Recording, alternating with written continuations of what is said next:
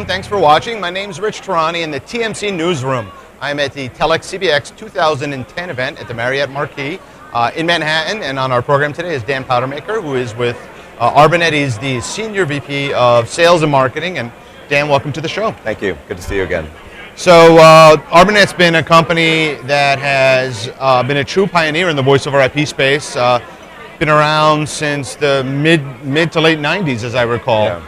That's the first time I ran into them. Yeah, so we were one of the early companies to really try to take advantage of the deregulation happening on a global basis and just opening up the wholesale international telecom market. And initially, we approached it in a very, very different way from a lot of other companies. We built a trading exchange, the largest marketplace in the world for buyers and sellers of international traffic to meet and exchange traffic, provided a lot of intelligence and a lot of insight into what was happening in the industry, and then let these carriers trade traffic amongst themselves. And pursued that path for 10, 12 years quite successfully. Grew to be a fairly significant player in the international space. In the last year and a half, we've worked very, very hard and continue to work to open up the network, the Arbanet network of 1,100 different carriers to providers that were unable or found it difficult to work in that trading environment. So we continue to invest in the exchange, but at the same time we've created a true wholesale platform for carriers that want to work in a traditional wholesale fashion, and also launched Private Exchange, which is an outsourcing service that is focused on carriers that want to leverage the intelligence in the Arbanet network but still maintain commercial control over their relationships. So depending on what kind of customer you have, it sounds like you just have a much more flexible set of offerings for the industry. It's significantly more flexible than we were historically, and it's really a question of what's best for the individual carrier, how their processes are working, what is their strategic outlook, and how do they want to interface. And behind these three services, is the Arbanet network, which is truly global. We're active on all continents. We're connected to a huge number of different suppliers and customers, and providing the grease, the lubrication that allows the international traffic to flow.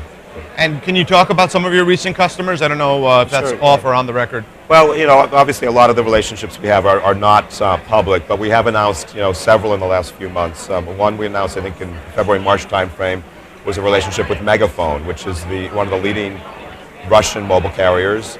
They're using our network, the Private Exchange outsourcing service, to interconnect to carriers outside of the CIS region.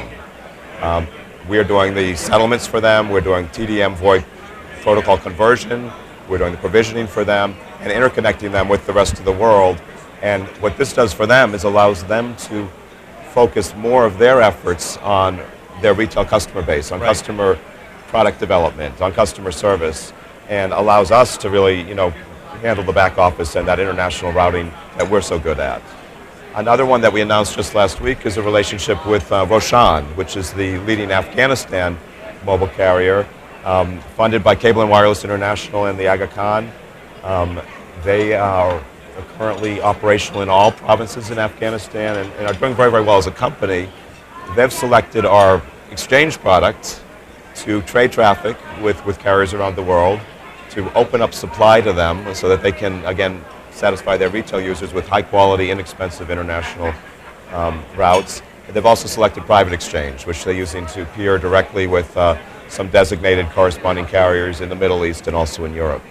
So those are two of the most recent announcements we've made. We earlier in the year announced a relationship with Hondatel, Central America, whereby we trade traffic directly with them. They're working in more of the traditional wholesale fashion. So what trends are you seeing from your position in the market? Well, I think that, it certainly is a very, very tough market, the international voice market. It's big. It's about $100 billion. It still is growing, although not as fast as it was back in the 90s and the previous decade of the 2000s. But we're seeing, because prices are low, because there's so much competition, we're seeing a lot of retail carriers really look at how do they reduce their cost, their operational expense. And this manifests itself in a number of different ways. One of them is just, reduced headcount. They've got fewer people, fewer carriers they can work with. The outsourcing trend that you hear in this industry is a direct reflection of that.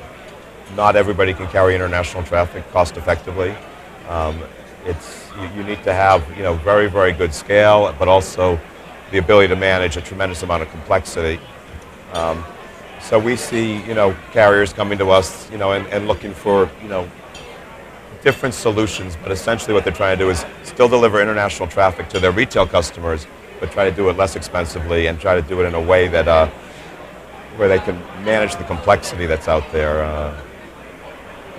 Now, where do some of the newer peering competitors, or are they competitors? How do those peering exchanges affect your business model? We're not seeing necessarily a direct effect yet. But clearly, if the cable companies all start trading traffic directly amongst themselves, all on net, that pulls a portion of the traffic out of this free-floating wholesale marketplace. If a Skype was to peer with Google, if Google took off, that traffic starts to migrate. I think we have, in a sense, our private exchange product provides that peering, clearly identified peering relationship. We're managing the infrastructure and the routing, and we are seeing some uptake on that.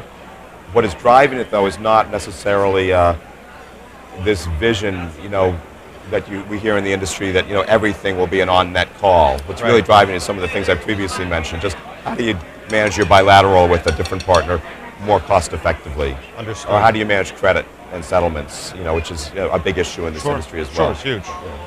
So, well, fantastic. Thank you so much for being on the program today. Thank you. And good luck in the future. It's always great to see you. Thank you. Yeah, Thank likewise. You.